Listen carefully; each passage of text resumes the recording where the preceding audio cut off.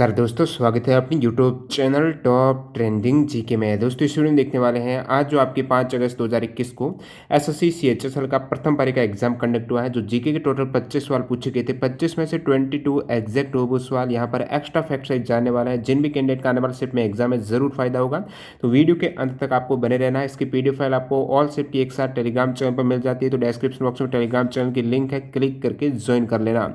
और इन सभी कैंडिडेट का बहुत बहुत धन्यवाद जिन्होंने रियल और ऑथेंटिक सवाल जो टेलीग्राम पर सेंड किया। आप भी अपने सेट में पूछे गए सवाल भेज सकते हो, इसके लिए आपको टेलीग्राम से जोड़ना होगा।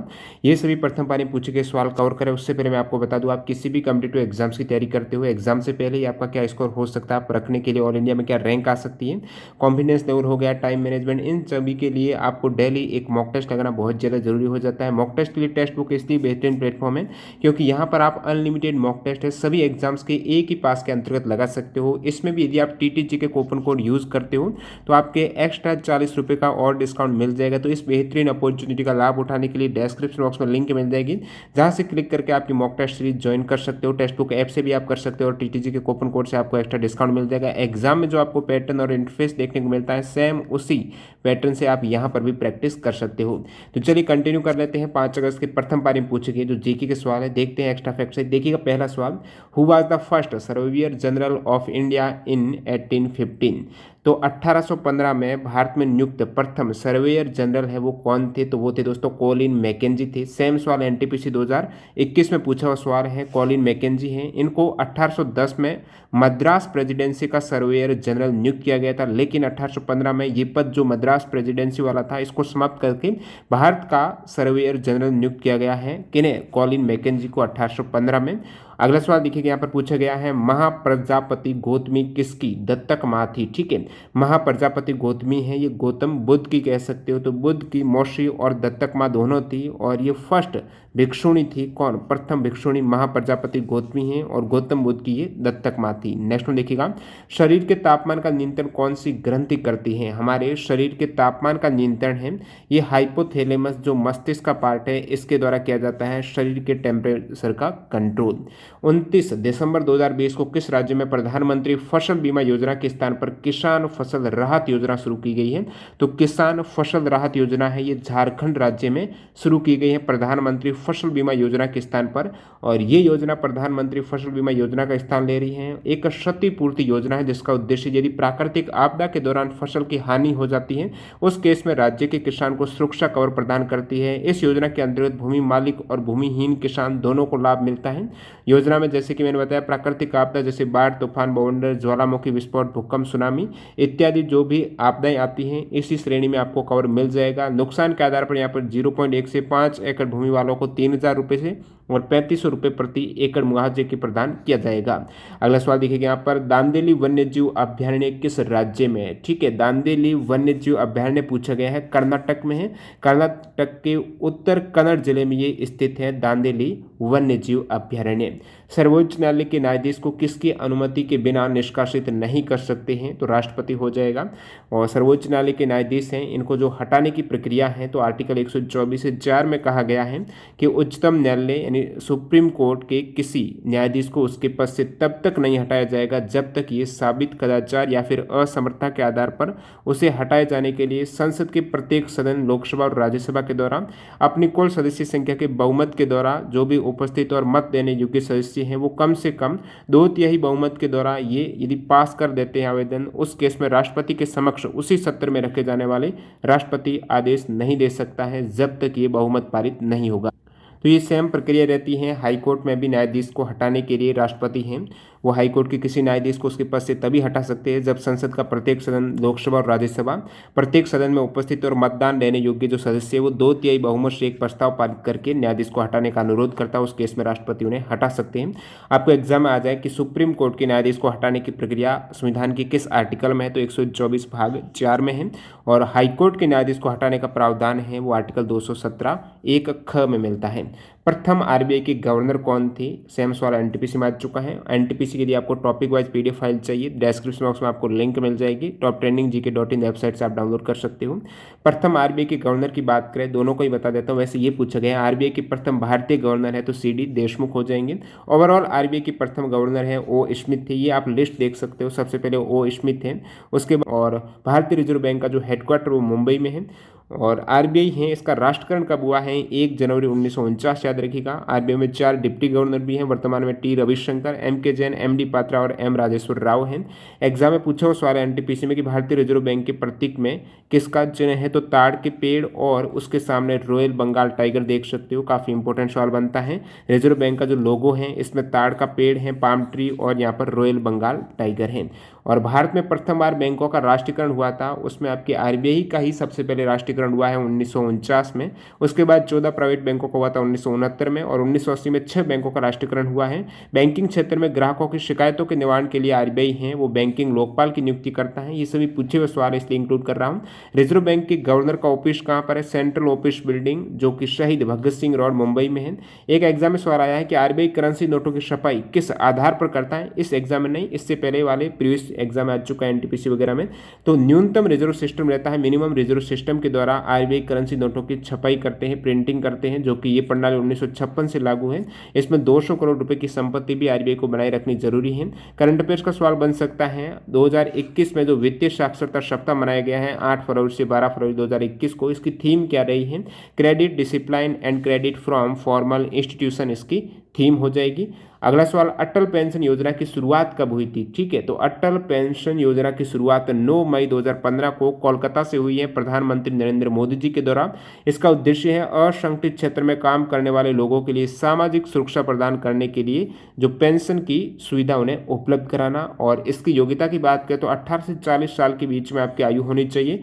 पेंशन पाने के लिए आपको कम से कम 20 साल इन्वेस्ट करना होगा, यानी 40 प्लस 20 कर दीजिएगा, यानी 60 वर्ष के बाद आपको मंथली पेंशन मिलना स्टार्ट हो जाएगी। जो भी आपका इन्वेस्टमेंट है, इन्वेस्टमेंट के अकॉर्डिंग न्यूनतम आपको 1000 रुपये और अधिकतम 5000 रुपये की मासिक पेंशन मिल सकती है।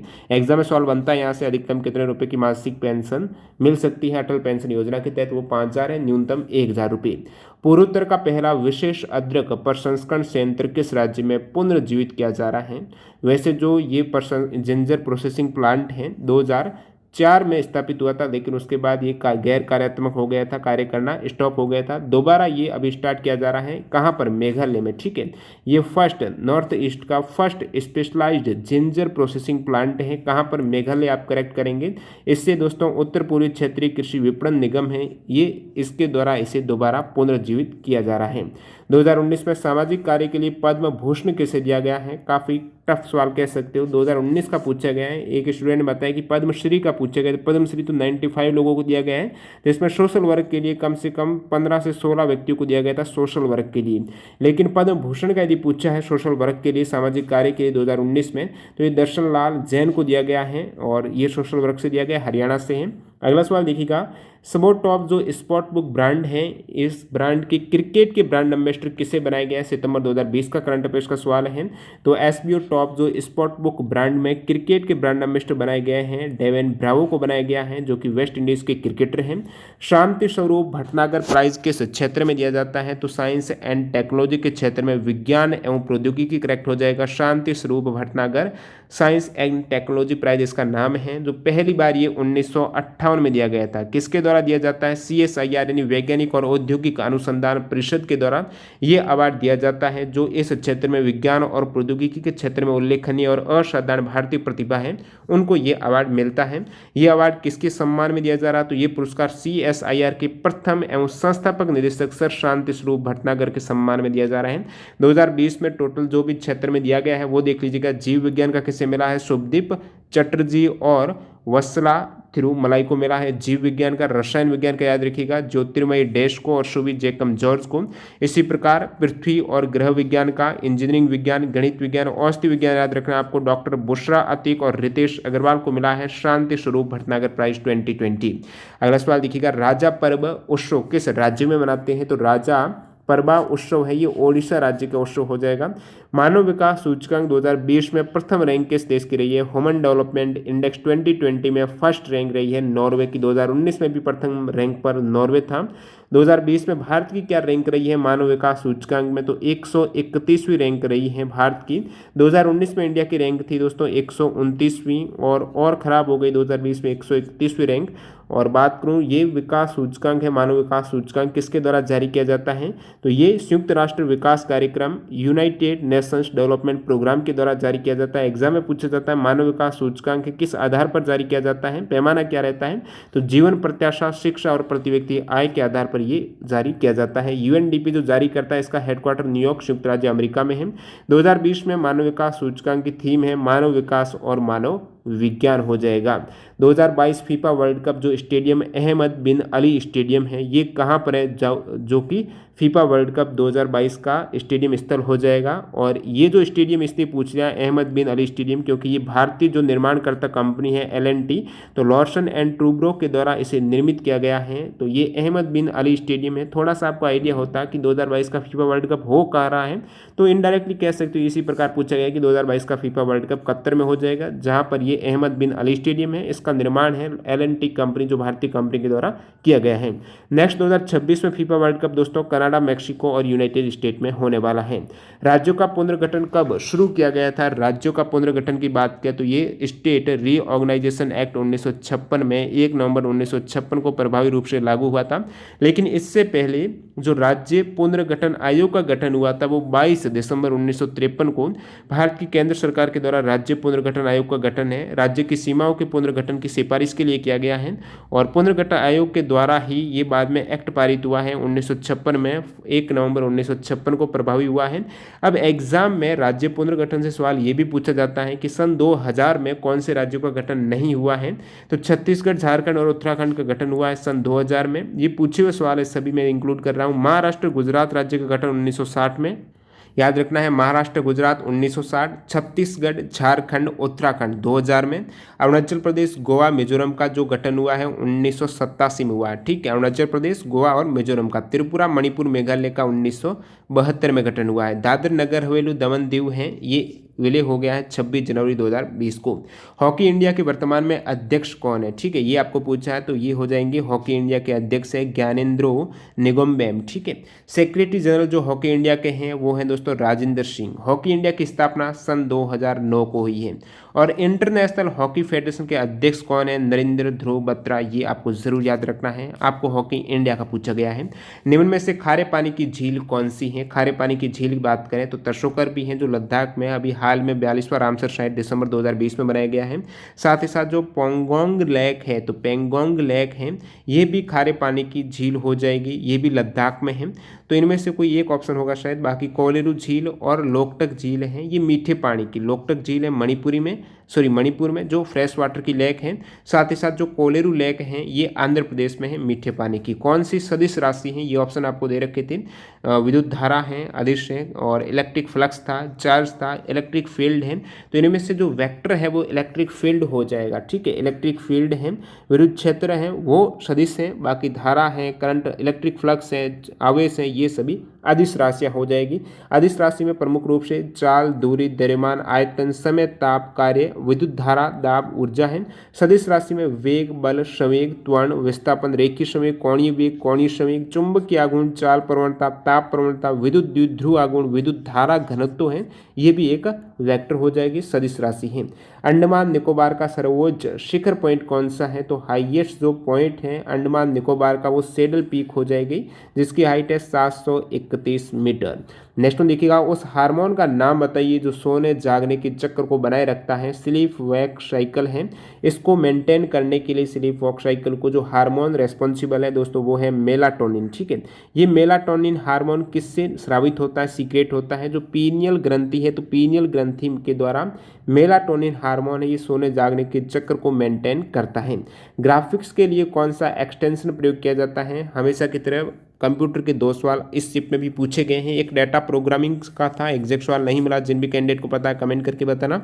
एक ग्राफिक्स से कौन सा एक्सटेंशन प्रयोग किया जाता है, तो हो सकता है ये आपको मिला होगा गेफ, जो ग्राफिक्स इंटरचेंज फॉर्मेट है। वेब फाइल एक्सटेंशन के अंतर्गत आपके HTML, CSS, JS, ASPX, PHP ये सभी वेब फाइल एक्सटेंशन है। एक आप कमेंट करके बताना क्या कोई डेजर्ट या फिर मरुस्थल से सवाल आपके इस शिफ्ट में पूछे गए तो क्या था, कमेंट करके बता सकते हो। बाकी 1-2 सवाल और मिस रह गए, वो भी कमेंट कर सकते हो जिन भी कैंडिडेट को याद है। ये एक सवाल रीजनिंग में पूछा गया था, इंडोनेशिया, सिंगापुर, बांग्लादेश, श्रीलंका सभी वैसे एशिया की ही कंट्री है, इनमें से विषम कौन सा होगा। जिन भी कैंडिडेट को लॉजिक पता है कमेंट करके जरूर बता देना। वीडियो पूरा देखने के लिए आपका बहुत बहुत धन्यवाद। मिलते हैं सेकंड शिफ्ट के वीडियो के साथ। वंदे मातरम, जय हिंद दोस्तों।